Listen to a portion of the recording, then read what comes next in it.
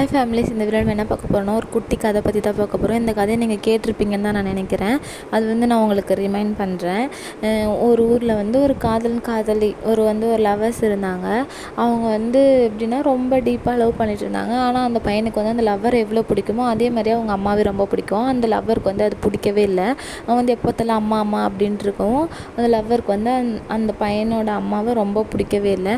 அப்போது ஒரு நாள் அந்த பையன் நம்ம கல்யாணம் பண்ணிக்கலாம் அப்படி சொல்கிறப்போ அந்த பொண்ணு என்ன சொல்லுது, இந்த மாதிரி நான் உன்னை கல்யாணம் பண்ணிக்கணும்னா உங்கள் அம்மாவோட இதயம் எனக்கு வேணும், அப்போ தான் உன்னை கல்யாணம் பண்ணிப்பேன் அப்படின்னு சொல்லுது. அவனால் அந்த பொண்ணை மறக்கவே முடியல, ரொம்ப கஷ்டப்படுறான்.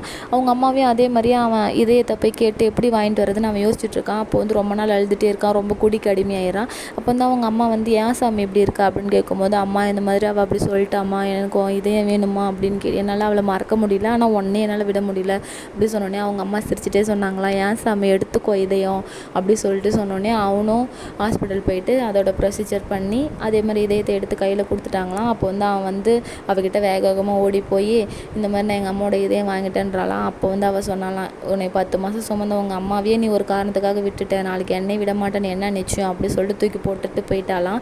அப்போ அவன் அழுதுட்டு நடந்து போகும்போது தடிக்குட்டி கீழே விழுவுறானா. அப்போ அந்த இதயம் சொல்லுதான், பார்த்து போப்பா அப்படி சொல்லுதா. பார்த்தீங்களாங்க, அம்மாவோட லவ் எந்த சூழ்நிலையும் அம்மாவை விட்டுறாதீங்க. இந்த கதை ஒரு எடுத்துக்காட்டு தான். எல்லா உறவும் ஃபேக் தான், அம்மா தான் என்றைக்குமே நிரந்தரம்.